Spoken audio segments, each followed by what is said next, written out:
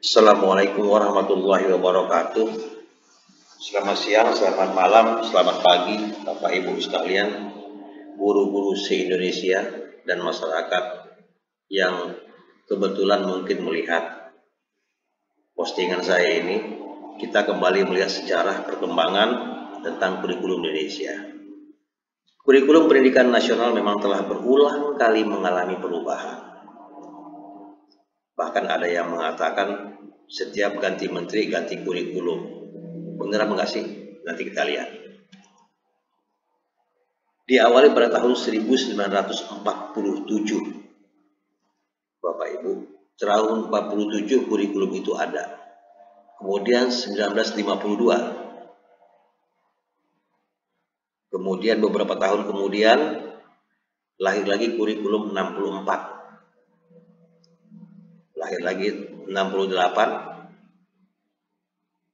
75, 84, 94, 2004, 2006, kurikulum 13, 2013, kemudian kurikulum yang disederhanakan atau kurikulum darurat 2013 itu ya, dan yang saat ini kurikulum prototipe dan kurikulum merdeka.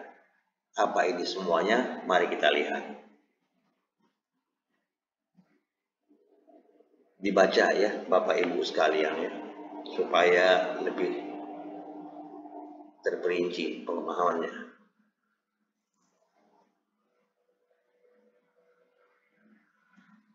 Kita lanjutkan. Kurikulum pendidikan formal di Indonesia yang pertama yaitu kurikulum 1947, namanya rencana pelajaran. Rencana ini ejaan lama sehingga terlihat seperti agak aneh kalau sekarang ya, tapi ini ejaan lama. Inilah tulisan zaman dahulu pada tahun 47. Pada saat itu kurikulum pendidikan di Indonesia masih dipengaruhi sistem pendidikan kolonial Belanda dan Jepang saat itu, Bapak Ibu. Jadi dibuat juga kurikulum 47 itu masih mengadopsi ya antara kurikulum Jepang dan kolonial Belanda. Dulu ada senam, namanya senam Taiso.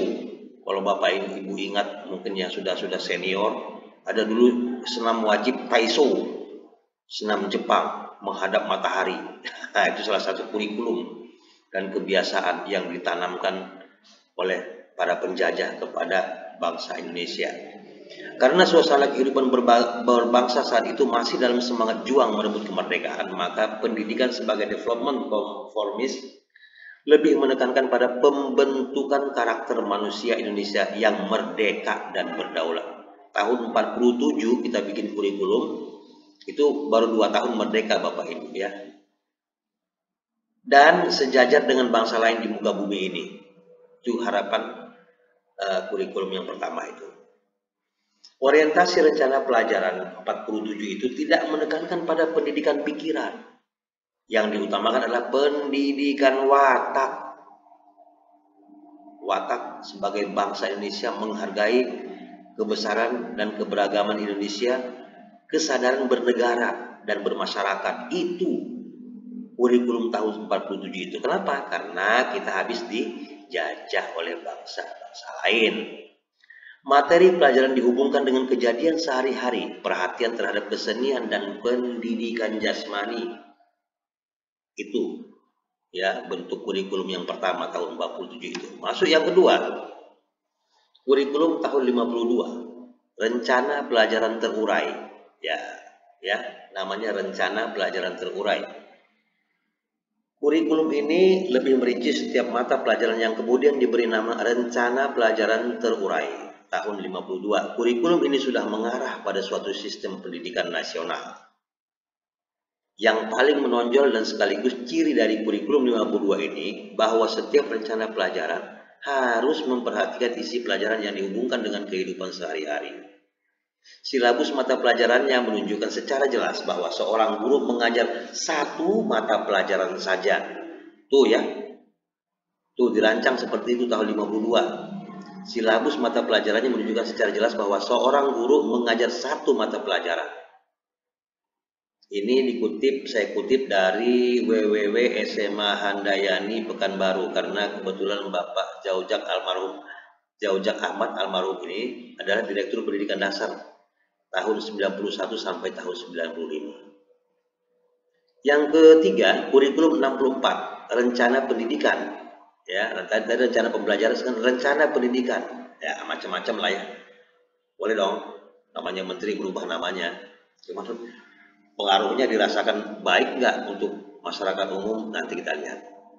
Pokok-pokok pikiran kurikulum 64 yang menjadi ciri-ciri kurikulum ini adalah bahwa pemerintah mempunyai keinginan agar rakyat mendapat pengetahuan akademik untuk pembekalan pada jenjang SD. Jangan pemerintah, ya, semua masyarakat mengharapkan ini, namanya kurikulum, ya kan, berharap diberikan kepada anak-anak didik sebagai pengganti masa depan, pengganti pejuang atau meneruskan perjuangan bangsa. Sehingga pembelajaran dipusatkan pada program Pancawardhana 4, yaitu 1. Pengembangan moral. Ini moral yang pertama ya. Kecerdasan, emosional artistik, keprigelan atau cakep terampil dalam jasmaninya. Ada yang menyebut Pancawardhana berfokus pada pengembangan daya cipta, rasa, karsa, karya, dan moral. Mata pelajaran diklasifikasikan dalam 5 kelompok bidang studi. 5 ya. Sekarang berapa ya? 11. Tahu berapa? Mata pelajaran diklasifikasikan dalam 5 kelompok bidang studi. Moral. Yang pertama itu moral ya. Ini tajam sekali, ini moral. Budi pekerti, yang sekarang namanya budi pekerti. Karena pendidikan Pancasila, moral Pancasila ini dihilangkan. Sekarang belajar budi pekerti, agama dan budi pekerti. Yang nggak ngerti saya. Kemudian kecerdasan emosional, artistik, keprigelan, keterampilannya dan jasmania. Pendidikan dasar lebih menekankan pada pengetahuan dan kegiatan fungsional praktis. Tuh kurikulum yang tadi tuh. Sekarang 68, kurikulum 68. Kelahiran kurikulum 68 ini bersifat politik yang dicitrakan sebagai produk Orde Lama. Ya, kurikulum 68 bertujuan untuk bahwa pendidikan ditekankan pada upaya untuk membentuk manusia Pancasila sejati. Pancasila sejati. Tuh, 68 tuh. Kuat dan sehat jasmaninya, mempertinggi kecerdasan dan keterampilan jasmani, moral, kembali lagi, moral, kembali lagi, moral, budi pekerti dan keyakinan beragama. Kurikulum 68 merupakan perwujudan dari perubahan orientasi pada pelaksanaan Undang-Undang Dasar 45 secara murni dan konsekuen. Murni dan konsekuen nggak sih? Murni iya, konsekuen nggak sih? Nah itu dia masalahnya. Kenapa? Banyak faktor yang menyebabkannya. Mata pelajaran dikelompokkan menjadi 9. Oh tadi 5 ya. Tadi 5, sekarang di kurikulum 68 ini 9 pokok. Bapak Jaujak almarhum menyebut kurikulum 68 sebagai kurikulum bulat. Tahu bulat. Hanya memuat mata pelajaran pokok saja. Muatan materi pelajaran bersifat teoritis dan tidak mengaitkan dengan permasalahan faktual di lapangan. Ya, setiap kurikulum memang ada plus minusnya ya. Tapi kalau kurikulum 60% minus gimana? Kita lihat dah ke depannya. Isi pendidikan diarahkan pada kegiatan mempertinggi kecerdasan dan keterampilan serta mengembangkan fisik yang sehat dan kuat. Masuk pada kurikulum yang kelima, yaitu tahun 75. Latar belakang lahirnya kurikulum ini adalah pengaruh konsep di bidang manajemen, yaitu MBO, Management by Objective, yang terkenal saat itu. Metode, materi, dan tujuan pengajaran dirinci dalam prosedur pengembangan sistem instruksional atau disebut dengan PPSI yang dikenal dengan istilah satuan pelajaran, yaitu rencana pelajaran setiap satuan bahasa. Jadi dibuat rencana pelajaran setiap satuan bahasa, dibuat tuh. Kalau sekarang RPP namanya. Kalau di seluruh namanya KBM atau SP. Nah, dulu SP namanya, satuan pelajaran. Di zaman saya itu SP. Ya. Setiap satuan pelajaran dirinci menjadi tujuan instruksional umum, TIU, tujuan instruksional khusus, TIK, materi pelajaran, alat pelajaran, kegiatan belajar mengajar, dan evaluasi. kurikulum 75 banyak dikritik. Guru dibuat sibuk menulis rincian apa yang akan dicapai dari setiap kegiatan pembelajaran. Ternyata dari tahun 75 udah ribet ya. Guru udah diribetin masalah ginian. Sama dengan kurikulum Merdeka. Ternyata tahun 75 sampai tahun 2024 gitu ya. Setiap satuan pelajaran dirinci menjadi tujuan instruksi umum, TIU, tujuan instruksi khusus, matik cuma TIU tik ini diganti. Namanya diganti. Ribet gitu loh. Padahal dia juga eta-eta keneh gitu loh. Cuma diganti bahasanya lebih ilmiah. Ya. Tahu itu kenapa? Padahal mah sudah enak. Ya, guru dibuat sibuk menulis rincian apa yang akan dicapai dari setiap kegiatan. Tahun 75 terjadi nih. Terjadi lagi tahun 2024. 6. Kurikulum 84. Kurikulum 84 ini adalah kurikulum 75 yang disempurnakan. Siswa ditempatkan sebagai subjek belajar. Model ini disebut cara belajar siswa aktif. Bayangin, siswa ditempatkan sebagai subjek belajar. Di kurikulum Merdeka sama, yaitu berpusat pada murid. Ya sama saja, namanya doang yang beda. Kadang-kadang orang dikasih tahu nggak ngerti sih, katanya nggak mau berubah guru. Kalau sedikit kita ngomong salah dah. Ini lihat tahun 84, siswa ditempatkan sebagai subjek belajar. Model ini disebut cara belajar siswa aktif atau CBSA.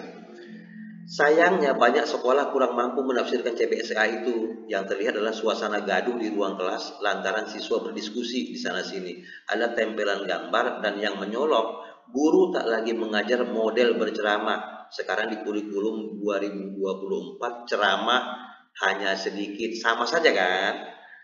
Sama saja. Jangan ngomong mulu guru, praktek tuh bocah gitu kan. Nah, ya begitu dah. Padahal mah nggak begitu juga ya harusnya. Tapi karena tuntutan kurikulum yang dibuat mau nggak mau guru harus begitu gitu loh. Kalau nggak begitu katanya melawan arus. Itu kacau kan. Akhirnya penolakan CBSA bermunculan. Masuknya mata pelajaran PSPB dalam kurikulum. Tahu PSPB nggak? PSPB itu pendidikan sejarah perjuangan bangsa. Sebenarnya nggak ada, ini juga ada, sudah ada sejarah Indonesia. Sayangnya PSPB sejarah Indonesia itu dihapus juga. Ya, nggak tahu, nggak ngerti saya gimana itu pemikirannya waktu itu ya. Kita kan orang awam nggak ngerti persis. Nah, masuknya mata pelajaran PSBB dalam kurikulum 84 dilatar belakangi oleh ketidakpuasan Presiden Soeharto terhadap kurikulum 75. Ya, oke lah. Kurikulum 94 dan tambahan suplemen. Oh, suplemen. Sehat dong kurikulumnya nih. Kurikulum 99 ya. Tambahan suplemen kurikulum 99. Apa yang dimaksud suplemen itu ya? Kurikulum ini merupakan hasil upaya untuk memadukan kurikulum-kurikulum sebelumnya, terutama kurikulum 75 dan 84. Oh begitu. Perpaduan antara tujuan dan proses belum berhasil. Nah, begitu tuh, bukan tuh. Perpaduan antara tujuan dan proses belum berhasil, sehingga banyak kritik berdatangan disebabkan oleh beban belajar siswa yang dinilai terlalu berat. Berbagai kepentingan kelompok-kelompok masyarakat juga mendesak agar isu-isu tertentu masuk dalam kurikulum. Akhirnya kurikulum ini tahun 94 itu, kurikulum ini menjelma menjadi kurikulum super padat. Kirain Superman. Super padat. Oh begitu. Nah, kejatuhan rejim Soeharto pada 98 diikuti kehadiran suplemen. Oh gitu. Kasih suplemen dia nih biar sehat lagi lihat. Tapi perubahannya lebih pada menambal sejumlah materi pelajaran saja. Oh menambal, tambal sulam dong. Ya sudahlah. Pada kurikulum ini pula lah pembelajaran pendidikan moral Pancasila PMP dihapus. Oh di sini dihapusnya tahun 94 dihapus ya. Padahal kunci daripada pendidikan di Indonesia itu berfokus pada moral. Sedangkan pendidikan moral Pancasila adalah salah satu tidak yang tak dapat dipisahkan. Pendidikan moral Pancasila, moral dan Pancasila. Itu pun dihapus, dirubah namanya menjadi PPKN. Pendidikan Pancasila dan Kewarganegaraan. Materi pelajarannya dirubah tentu. Ya, kalau PMP itu lengkap Ya, butir-butir Pancasila, bagaimana seorang yang menolong orang yang sedang kesusahan, ada di sana di PMP itu. Bagaimana seorang warga negara asing datang ke negeri kita menghadapinya seperti apa, itu di PMP itu ada. Tapi biar modern dirubah menjadi PPKN. Nggak ngerti saya, biar modernisasi kalian. Tapi kita lihat aja nanti. Bagaimana PPKN itu berubah jadi PKN lagi. Bukan PPKN, tapi PKN, PPK, PKN saja. Nggak tahu gimana. Ya. Oke, ini dia. Yang sebelah kanan saya ini. Itu buku lama itu yang boleh dikatakan buku sakti, itu bagus sekali itu. Ya, pelajaran pendidikan moral Pancasila itu. Karena langsung beri kehidupan siswa baik jenjang SD, SMP, SMK dan perguruan tinggi, ada itu pelajarannya. Ya, sangat baik sekali. Kemudian yang ke-8, kurikulum 2004 disebut dengan KBK atau kurikulum berbasis kompetensi. Oh, begitu, berkompeten ya. KBK memiliki ciri-ciri sebagai berikut. Menekankan pada ketercapaian kompetensi siswa baik secara individual maupun klasikal, berorientasi pada hasil belajar atau learning outcomes, dan keberagaman. Kegiatan pembelajaran menggunakan pendekatan dan metode yang bervariasi. Sumber belajar bukan hanya guru, tetapi juga sumber belajar lainnya, buku-buku yang berhubungan dengan pembelajaran secara nasional dan kearifan lokal, atau buku yang memenuhi unsur edukatif. Ini kalau nggak salah ini siswanya bawa buku ke sekolah 1 tas gendong penuh. Kalau bawa ransel penuh. Ini sempat menjadi bahan kajian bagi psikologi pendidikan. Anak cenderung akan bungkuk. Ya, pernah menjadi perdebatan sengit ini. Ini akibat kurikulum. Bukan karena apa-apa, kurikulum. Oke, pernah kan lihat anak-anak bawa zaman di tahun 2007-2008 itu anak bawa buku ke sekolah sekarung tiap hari. Ya kayak gitu, itu korban kurikulum. Ya, kita lanjutkan. Yang ke-9, kurikulum 2006 atau disebut dengan KTSP, KT siape, kurikulum tingkat satuan pendidikan. KTSP. Pelaksanaan KBK. Nah, ya, kurikulum 2004 tadi masih berjalan, sedang berjalan nih pelajaran KBK ini, sistem KBK ini, pelaksanaan KBK ini. Belum tuntas KBK itu, masih dalam uji terbatas, namun pada awal tahun 2006, uji terbatas tersebut dihentikan, diganti dengan KTSP. Ini perubahan menteri ini. Maka kata orang, ganti menteri, ganti kurikulum, ternyata memang benar juga ya. Apa sih proyeknya itu maksudnya? Apakah harus standar minimal? Seorang menteri harus merubah, bukan merubah saya maksudnya. Tapi ya nggak tahu lah ya, kita bukan negarawan soalnya. Tapi kenyataannya jadi seperti itu ya. Berubah menteri, berubah kurikulum. Kita lihat. Dengan terbitnya Permen nomor 24 tahun 2006 yang mengatur pelaksanaan Permen nomor 22 tahun 2006 tentang standar isi kurikulum dan Permen nomor 23 tahun 2006 tentang standar kelulusan SKL. Lahirlah kurikulum 2006 yang pada dasarnya sama dengan kurikulum 2004. Kalau sama kenapa dirubah? Itu loh. Kalau sama kenapa dirubah? Apa dianggap menteri nggak kerja gitu? Ya nggak gitu juga. Tapi nggak tahu ya gimana sih. Sebenarnya birokrasi ini masalah antara presiden dengan menterinya. Kita lanjutkan. Pada kurikulum 2006, pemerintah pusat menetapkan standar kompetensi dan kompetensi dasar. Sedangkan sekolah dalam hal ini guru dituntut untuk mampu mengembangkan dan membentuk silabus dan penilaiannya sesuai dengan kondisi sekolah dan daerahnya. Hasil pengembangan dari semua mata pelajaran dihimpun menjadi sebuah perangkat yang dinamakan kurikulum tingkat satuan pendidikan. Ada kurikulum dan sekolah membuat kurikulum lagi. Ada kurikulum nasional, ya. Kemudian kurikulum tingkat satuan pendidikan dibikin lagi, gitu ya. Nah, nggak ngerti dah. Zaman itu memang agak ribet, ya, agak ribet. Guru makin susah, bukan makin senang, makin susah. Kita lanjutkan. Penyusunan KTSP menjadi tanggung jawab sekolah, tuh kan, di bawah binaan dan pemantauan Dinas Pendidikan Daerah dan Wilayah setempat. Oke lah. Oke lah. Yang 10, kurikulum 2013. Pemerintah pernah melakukan pemetaan kurikulum berbasis kompetensi yang diuji cobakan pada tahun 2004. Kurikulum based kompetensi. Ya. Pernah. Kompetensi dijadikan acuan dan pedoman bagi pelaksanaan pendidikan untuk mengembangkan berbagai ranah pendidikan, pengetahuan, keterampilan, dan sikap dalam seluruh jenjang dan jalur pendidikan, khususnya bagi jalur pendidikan sekolah. Ya, sejak zaman dulu sampai 2013 itu masih ada ranking kelas namanya. Kalau sekarang kan udah nggak ada. Katanya melanggar hak asasi manusia, apa kurang apa gimana gitu, ya, nggak bagaimana lah pokoknya, ya, gimana gitu, dengan pemikiran para elit politik dan psikologi pendidikan katanya, ya.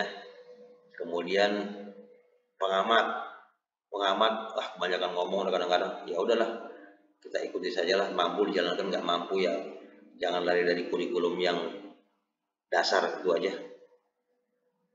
Pada kurikulum 2013 lah lahirnya istilah KKM, kriteria ketuntasan minimal atau batas minimal ambang batas passing grade seorang anak harus mampu melalui tahap itu, harus ada passing grade-nya, harus ada batas minimalnya, kalau enggak naik. Ya.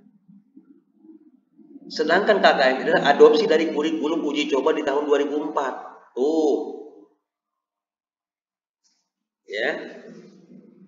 Sudah pernah dilaksanakan juga adopsi dari kurikulum uji coba tahun 2004. 2004 belum berhasil, 2006 sudah diganti, kan gitu tadi ya. Nah, gitu. Kurikulum 2013 sifatnya ambigu sehingga dilakukan penyederhanaan. Kurikulum 2013 atau K13 tadi merupakan penyempurnaan dari kurikulum 2006 KTSP tadi, katanya disempurnakan. Kalau makin sempurna bahasa makin hancur, ya. Pada kurikulum ini pula pelajaran bahasa Inggris dihapus. Oh gitu. Jadi pada kurikulum ini pula pelajaran bahasa Inggris dihapus, ya. Jadi sehingga guru-guru bahasa Inggris yang tadinya sarjana bahasa Inggris, ya, itu karena tidak ada mata pelajarannya di SD, dia kuliah lagi gitu. Kuliah lagi SPD. Nyari SPD, sarjana pendidikan dasar atau sarjana pendidikan atau sarjana pendidikan sekolah dasar, SPGSD.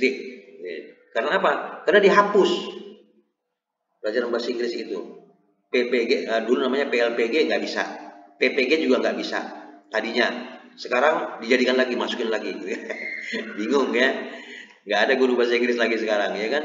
Tiba-tiba ada lagi bahasa Inggris diambil dari luar. Yang anak SMA yang bisa bahasa Inggris nggak tahu dah bagaimana dengan moralnya, kita nggak ngerti, ya kan? Hancur lah, ya kan? Lanjut. Kurikulum darurat atau kurikulum 2013 yang disederhanakan. Kenapa ini bisa darurat? Kita lihat. Kurikulum darurat merupakan kebijakan yang diambil pemerintah melalui Kementerian Pendidikan dan Kebudayaan untuk meringankan kesulitan belajar selama pandemi. Oh ya, ya dimaklumi kalau yang ini ya, COVID, kita ada daring, ada tatap muka, ada lewat online, ya karena situasi saat itu, ya wajar. Ini wajar namanya, ya kan? Ini namanya kebijakan yang lumayan lah. Ya kan, namanya kurikulum darurat ini dapat diterapkan untuk jenjang pendidikan anak usia dini, PAUD, SD, SMP, SMA, dan juga SMK. Kurikulum darurat berlaku pada tahun ajaran 2020 sampai 2021. Oh, sampai pandemi berakhir ya berarti. Namun kurikulum tetap bisa berlaku bahkan jika kondisi darurat khusus telah berakhir. Meskipun demikian tidak semua sekolah atau satuan pendidikan diwajibkan untuk menggunakan kurikulum darurat. Terus kurikulum apa yang digunakan sama mereka? Oh, kurikulum kembali lagi berarti ke baku kurikulum 2013, ya, yang KTSP, ya kan? Tapi kenyataannya tidak. Kurikulum ada lahir dari kurikulum prototipe namanya dan kurikulum merdeka. Nih, nggak tahu bagaimana ujuk-ujuk setelah kondisi memulih justru dilahirkan kurikulum prototipe. dari kurikulum Merdeka. Kita lihat apa ini masalahnya. KKM dihapus dalam kurikulum Merdeka dan diganti dengan kriteria ketercapaian tujuan pembelajaran. Sama saja ini. Itu yang saya katakan tadi, ganti nama doang biar kelihatan keren, gitu ya. Tapi nggak diakui. Kalau dibilang begitu katanya Anda nggak mau perubahan, Anda tidak siap menghadapi perubahan. Maksud saya bukan itu. Ya jangan ya Allah, ya sudah. Kurikulum baru ini digadang-gadang akan segera menggantikan kurikulum 2013 dan juga kurikulum darurat yang saat itu banyak diberlakukan. Meskipun demikian, pemerintah tidak serta-merta mewajibkan semua sekolah untuk menerapkan kurikulum Merdeka Belajar. Bagaimana itu? Kurikulum ini diklaim pemerintah adalah kurikulum yang sangat berhasil dengan menyatakan lebih dari 75% sekolah sudah melaksanakan di Indonesia berarti ya, sudah melaksanakan dengan sukses. Sukses di mana ya? Tapi berbanding terbalik pada pelaksanaannya. Iya emang. Kementerian Bidang Pendidikan dan dirjen-dirjennya mempengaruhi dinas-dinas pendidikan di seluruh Indonesia untuk patuh menjalankan kebijakan kurikulum ini. Guru-guru harus manut walau pada dasarnya tak setuju karena terlalu banyak meninggalkan siswa dengan urusan administrasi. Gitu ya, kurikulum 2013 itu ya. 2000 kurikulum Merdeka itu. Catatan khusus nih. Mata pelajaran yang dihapus penting dan dihapus. Maksudnya, mata pelajaran yang penting maksudnya, tapi dihapus. Pendidikan Moral Pancasila (PMP) dihapus ya dia. Sangat disayangkan. Ya, walaupun diganti dengan PPKN udah beda jauh isinya juga. Yang kedua, pendidikan sejarah perjuangan bangsa (PSPB). Ini masalah politik, nggak ngerti seperti apa yang sebenarnya terjadi. Yang ketiga, sejarah Indonesia. Saya udah nggak ngerti lagi. Anak-anak sekarang coba ditanya dah. Ya, mengenai Pancasila dah. Nggak usah anak SD, SMP, SMA, anak-anak perguruan tinggi. Tanya butir butir Pancasila itu. Ya, butir Pancasila itu. Coba dihafal, ditanya. Jangankan itulah sejarah. Sejarah perjuangan bangsa. Ya, siapa itu Pangeran Diponegoro, siapa itu Cuk Nyadin, ya kan, siapa itu Cut Mutia, siapa itu, nggak ngerti itu anak sekarang itu, karena itu sejarah Indonesia yang sampai sekarang ada yang mengatakan diselewengkan itu bahasa sejarah Indonesia. Sejak kapan nggak ngerti, ada aja kayak gitu, tega ya menyelewengkan sejarah. Ini yang mau dihidupkan kembali lah supaya untuk meningkatkan empati anak-anak Indonesia terhadap kecintaannya kepada Indonesia. Ya kalau begini dihilangkan, yang penting-penting dihilangin, yang penting-penting dihilangin. Ya kan? Aduh. Kurikulum sebagai garis pendidikan bertujuan agar anak-anak Indonesia memiliki kecerdasan, akhlak, kecerdasan moral sebagai anak bangsa, sehat jasmani dan rohaninya. Tapi mengapa hal yang fundamental malah dihapus pelajarannya? Dihapus dan itu diiyakan oleh pemerintah. Ini DPR juga berarti setuju nih. Ya, setuju ini. Kan kacau juga, ya. Menjadi mata pelajaran yang bongkar pasang. Ini kenapa bongkar pasang? Menjadi mata pelajaran, tapi dibongkar pasang untuk pelajaran tidak karu-karuan. Satu, PPKN, jadi PKN. PKN ada campur IPAS. Apa itu? IPAS, nggak ngerti saya. Dua, bahasa Inggris. Bahasa Inggris ini kadang-kadang dipakai, kadang-kadang enggak. Tahun ini dipakai, tahun depan enggak. Ini boleh, yang orang sekolah sana masih menjalankan, sini enggak, tapi enggak ada kewajiban. Boleh serta, boleh, ngaco kan berarti?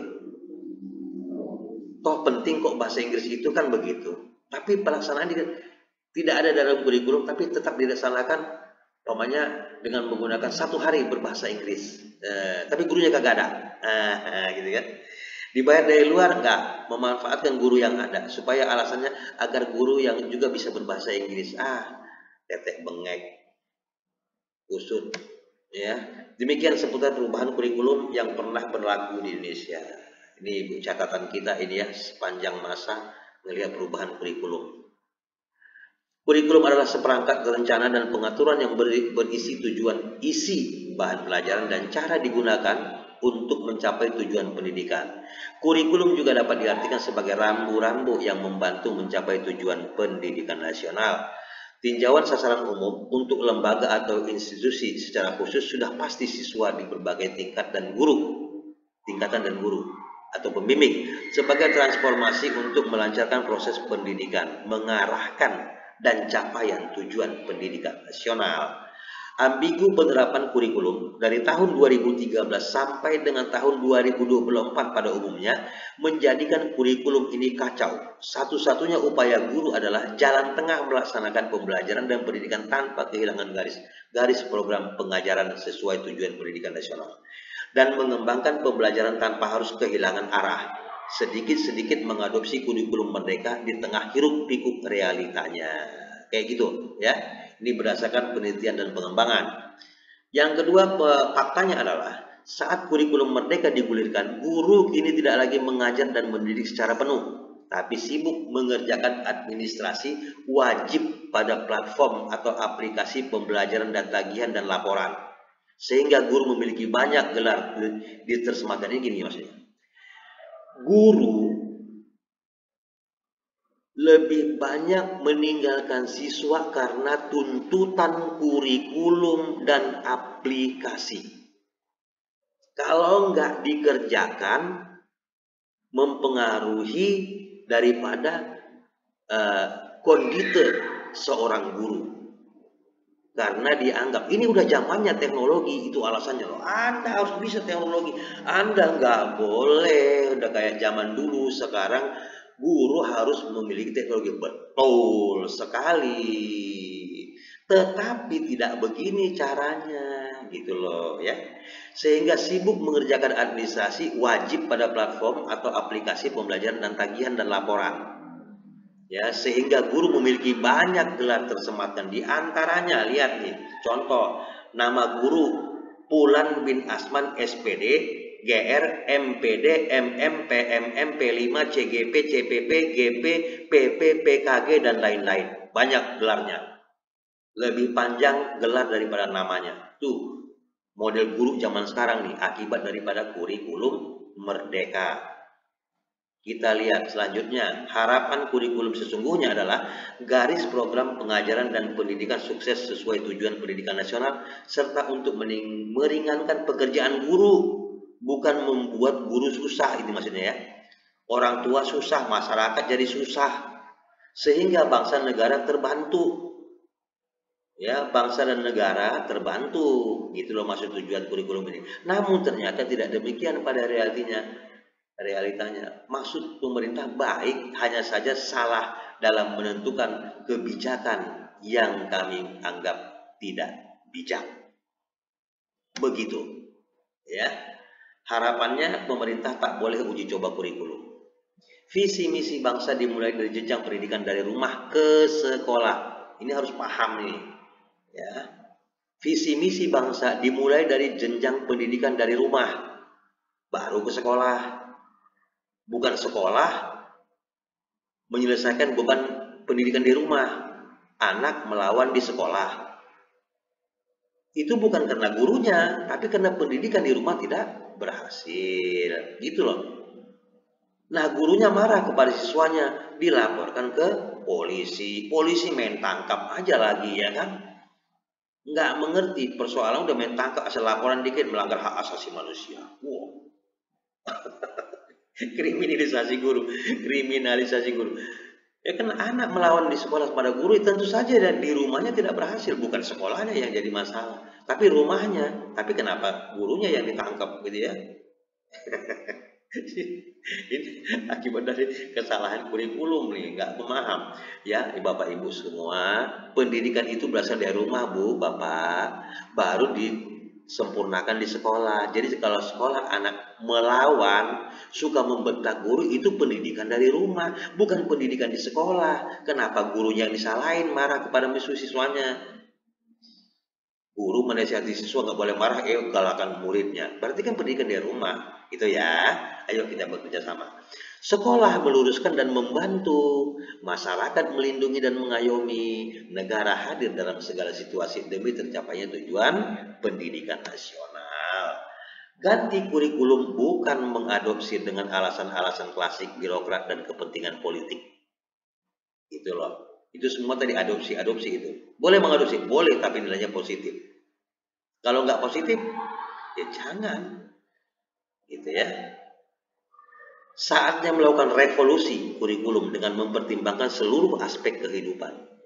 Pemerintah harus mengajak seluruh elemen untuk mencari formula, bukan hanya pakar, bukan hanya orang pintar, bukan hanya tokoh saja, tapi masyarakat dan praktisi pendidikan dalam penelitian dan pengembangan hulu sampai hilir atas pembuatan penentuan kebijakan kurikulum.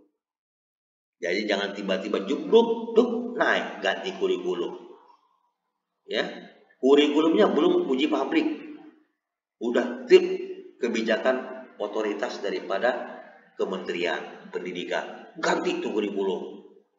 Sibuk, wah macam-macam. Kalau kita pelajari secara mendalam, itu juga sama saja gitu loh. Namanya doang yang ditukar-tukar. Ditukar namanya, kita menjadi pusing gurunya. Emang guru mau kayak gitu? Guru kan fokus kepada siswa, memberikan pengajaran kepada siswa berdasarkan kurikulum yang dibuat. Dibuat lagi kurikulum baru tapi kulitnya doang, sampulnya dalamnya sama, cuma samanya itu dirubah-rubah gitu loh. Ya, dirubah-rubah. Sehingga kita harus belajar lagi tentang kurikulum. Sementara kita harus belajar lagi tentang siswa. Kita harus mengetahui kelemahan dan kelemahan dan keaktifan siswa. Kita harus guru gitu loh ya. Guru itu sebagai artis, sebagai psikologi pendidikan harus mengerti tentang siswa satu persatu. Ya, siswanya lebih dari 30. Setiap anak harus dilihat perkembangan, pertumbuhan, ya, mental, ideologinya, bahkan kata-katanya, ya, kata-kata siswa, tingkah lakunya, moralnya, ya. Guru itu tugasnya itu luar biasa itu ya, stresnya tinggi sekali. Buat laporan ini itu tentang kesiswaan. Kalau bagi guru olahraga itu tinggi berat badannya harus dihitung, mengalami pertumbuhan atau tidak, ada kelainan apa enggak, ya. Bila perlu adakan problem solving, kunjungan ke rumah, macam-macam. Ditambah lagi ini kurikulum yang dibuat ribet, gitu ya. Kurikulum itu saja sebenarnya, kurikulumnya itu juga, tapi diganti namanya, kan bikin pusing. Akhirnya kita belajar lagi. Itu kan belajar seperti itu kan nggak mudah gitu loh ya. Diberikan pendidikan pelajaran. Wow, untuk ini diklat 7 hari ya untuk membahas tentang kurikulum baru. Kita harus berubah, harus siap nih. 7 hari jadi 2 hari gitu kan. Nanti kembangkan sendiri di tempatnya masing-masing. Gimana mau bisa berhasil? Berarti yang birokrat ada campur tangan juga. Macam-macam ya kan? Udah. Ya Allah, mudah-mudahan ya Allah ya untuk ada saatnya melakukan revolusi kurikulum ini. Jangan terburu-buru Pak Menteri, ya. Lakukan sebaik mungkin agar negeri ini menjadi negeri yang baik. Kita gagal kok dalam pendidikan, gagal Pak Menteri, ya, gagal kita. Secara umum ya. Adapun ada yang berhasil di Indonesia adalah hanya pribadi-pribadi yang memiliki kelebihan tersendiri. Tapi secara umum kurikulum kita gagal. Mudah-mudahan ini jadi masukan. Implementasi kurikulum di Indonesia berdasarkan, nanti kan benar kan? Implementasi kurikulum di Indonesia berdasarkan hasil pengamatan sejak zaman kemerdekaan sampai sekarang memberi kesan implementasi kurikulum di lapangan dapat dikatakan tidak berhasil. Ini kalau nggak terima ya kami mohon dimaafkan. Mohon dimaafkan. Kalau bilang tidak berhasil kurikulum Indonesia sejak dulu sampai sekarang belum ada yang baik. Baik banyak, tapi yang lebih tidak baik lebih banyak lagi. Ya, tentu ada nilai pro dan kontra.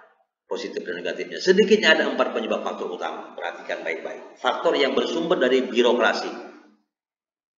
Ternyata birokrat mempengaruhi ya. Terutama ada harapan dan perlakuan berlebihan dan kalangan birokrat mengenai peran kurikulum dan unsur guru dinomorduakan. Guru dinomorduakan, bayangin. Guru kurang dihargai sehingga lemah dalam pembentukan karakter dan kecakapannya. Gitu loh. Pendidikan dan latihan diberikan tapi seadanya, nggak mantep, nggak keren. Ya. Nggak keren. Yang kedua, faktor yang bersumber dari penyusunan kurikulum.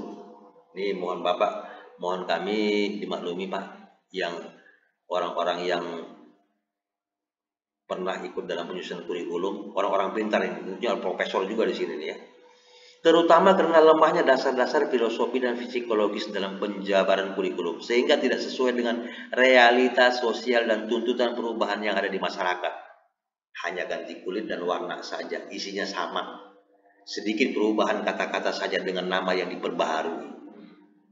Ini yang kami maksud. Kenapa diperbaharui? Biar kelihatan ada perubahan. Padahal mah nggak berubah. Biar terlihat keren aja. Kelihatan lebih ilmiah gitu bahasanya. Padahal kita kene. Gitu ya. Faktor yang bersumber dari pelaksanaan kurikulum. Ini maksudnya tadi ada 4 penyebabnya ya.